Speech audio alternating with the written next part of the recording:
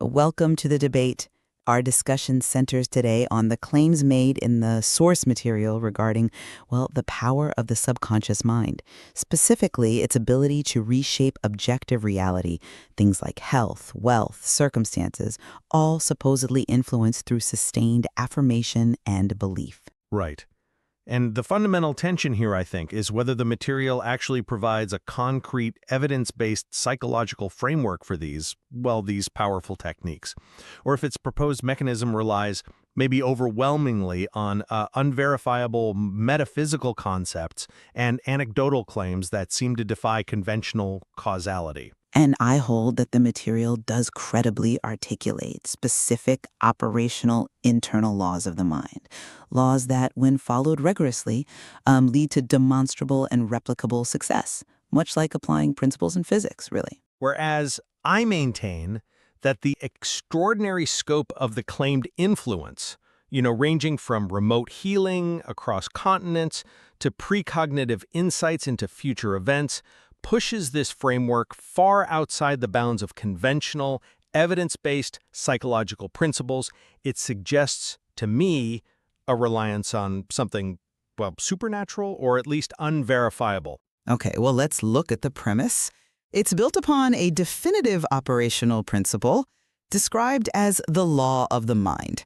Now, this law supposedly guarantees that the subconscious mind yields a response compatible with the nature of the thought or idea that feeds the conscious mind. This isn't just wishful thinking, you see. It's presented as internal mechanics.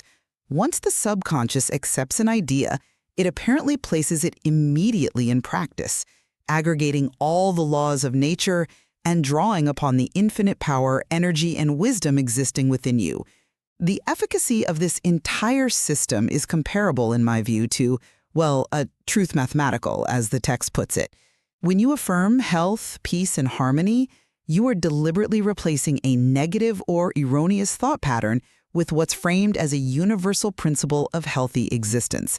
It's like correcting the error of 3 plus 3 equals 7 with the truth of 3 plus 3 equals 6. The requirement, though, is absolute belief, sustained regardless of all evidence to the contrary. And that's precisely what we see cited in the powerful case of healing the sister's gallbladder stones over 10,400 kilometers away, solely through focused, repeated affirmation. The result is presented as confirming the functional nature of this law. I see why you'd frame it that way, based on the text, but I have to look at the mechanism differently. While the material correctly identifies the immense psychological leverage that sustained belief provides, even noting that the law of the mind is the law of belief, it almost immediately sacrifices, I think, intellectual rigor by attributing success to profoundly vague, non-testable concepts. The underlying operational mechanism is described using terms like infinite power, divine order, and methods that are beyond human comprehension. When the text itself concedes that the method is incomprehensible, it feels like it ceases to be a discussion of psychology and shifts into mysticism or theology, where verification is, impossible. Furthermore, the material constantly blurs the line between psychological function and the esoteric. It explicitly links subconscious action with phenomena like precognition, clairaudience, telepathy, and even astral travel, where the astral body is said to travel to the place. Consider the example of the young woman who turned down a major job offer in New York. We are told that her subconscious, acting as an intuitive faculty, actually saw the failure of the company months in advance, prompting her refusal. Now, that isn't intuition based on gathered subtle cues. That's presented as a claim of future knowledge that fundamentally transcends any conventional psychological model of cause and effect. So let's focus first on the consistency of the framework. If the fundamental driver is simply an internal law of the mind operating subjectively, why are the successful outcomes constantly attributed to external, omniscient, or spiritual entities? We hear the mind tapping into the infinite intelligence that created the body. The techniques aim for harmony with these eternal laws. So is the subconscious merely a neurological mechanism subject to human discipline, or is it fundamentally divine and omnipotent? The frequent invocation of God or divine order really suggests the practice is reliant on faith in some kind of cosmic entity rather than just pure, disciplined mental exertion. That's a compelling point, but I would argue that the spiritual language is necessary to describe the scale of the source, not the fundamental nature of the mechanism. The framework does clearly state that the subconscious is the channel through which the infinite operates. It is, and I quote, the creative part of the mind, which acts as the access route for the infinite intelligence. The mind is described not as separate, but as part of the universal mind of existence and infinite power. Therefore, the power isn't some external magic. It's presented as an intrinsic, accessible, rule-governed aspect of universal existence, functioning, precisely like the law of action and reaction.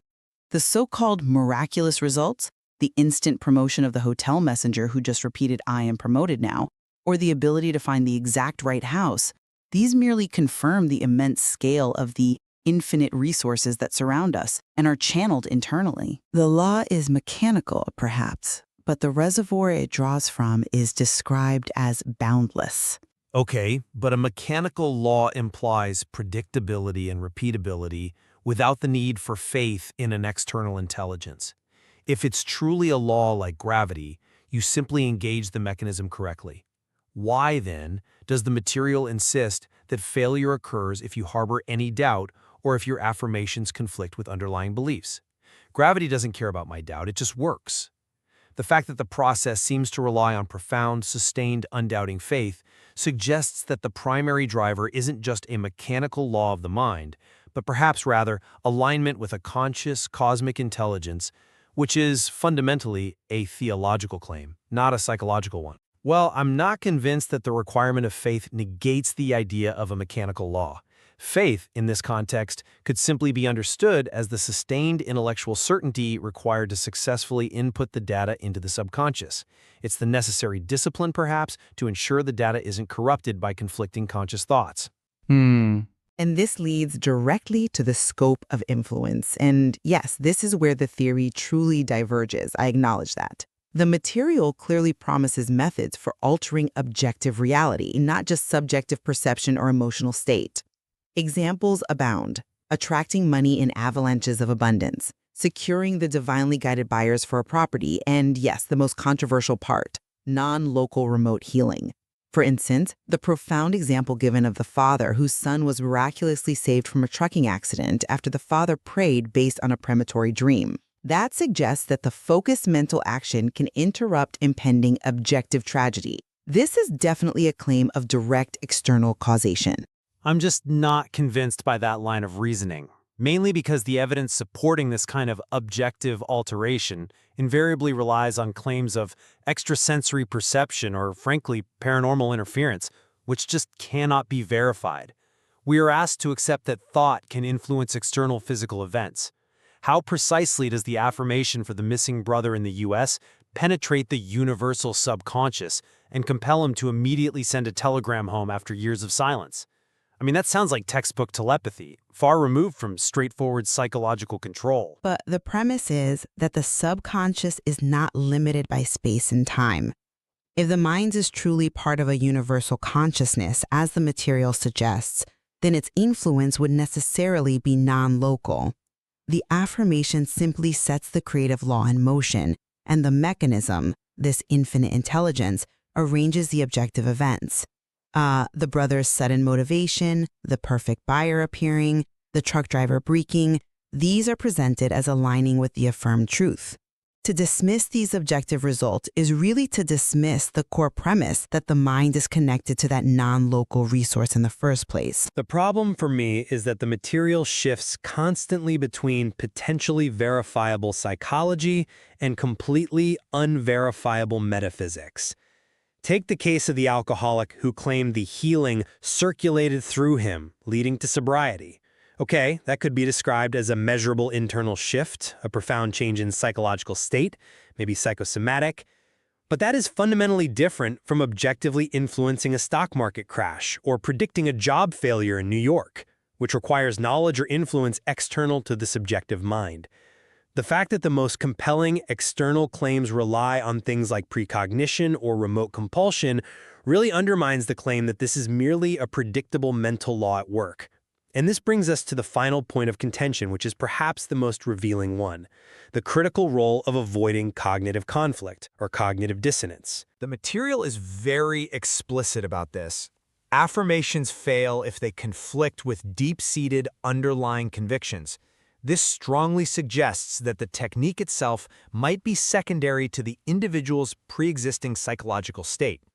Take the case of the student with the tyrannical father. He internalized a deep-seated rejection complex that made him feel he deserved to fail. According to the text, he had to use a multi-step spiritual medicine specifically designed to heal that psychological wound before the affirmation had any chance of working. So the success, therefore, seems contingent upon resolving the deep pre-existing psychological trauma, not merely stating a universal truth that should, by definition, override any prior falsehood. The affirmation, in that light, maybe just provides the language for the already resolved subconscious. I acknowledge the necessity of internal congruence. The subconscious is described, yes, as being like seeds in fertile soil that will accept both good and bad ideas, so conflict must be resolved. But I'd argue the affirmation is the necessary active tool used to achieve that congruence. It's the intellectual discipline that actively replaces this destructive pattern. The technique of imagining the wife congratulating him on the promotion in John's case, or the repetition of "I am animated" while breathing for the anxious office manager. This is presented as the specific work needed for faith to be effective, as the material notes when discussing faith in action, referencing, I believe, the book of James. The discipline of the technique is precisely how one shifts from a destructive, negative pattern of thought to a constructive habit. So the affirmation isn't secondary. It's framed as the active mechanism of purification, the means by which the individual consciously overrides the trauma, like the rejection complex, and successfully plants the seed of truth. So ultimately, whether you define the source as purely internal law or tapping into some universal intelligence, the material offers explicit, repeatable techniques, like the mirror technique, the sleep technique, the thank you method, designed to help individuals systematically access profound inner resources for success and well-being. The numerous anecdotal accounts of personal and external transformation suggest, at least to me, that a functional system is at play, backed by a discernible law of the mind. And I'd conclude that while these self-help aspects provide potentially valuable guidance toward fostering positive cognitive habits and overcoming internal blockages, the pervasive reliance on claims of precognition, non-local remote influence, and the fundamental assumption of an omniscient divine order means listeners really must approach the proposed mechanism critically. They need to discern, perhaps, between the measurable, evidence-based psychological shift of attitude and belief and the unverifiable metaphysical assertions of cosmic telepathy and external influence. I think the material challenges the reader not only to understand the practical limits of their conscious mind, but really to explore the full, sometimes breathtaking potential of their subconscious mental life. It suggests that the limit of the mechanism might just be tied to the limit of our understanding of consciousness itself. And it certainly requires the reader to determine for themselves whether that potential is ultimately governed by an internal psychological principle subject to their immediate will and technique, or perhaps an external cosmic force responding only to profound and absolute faith, a crucial distinction.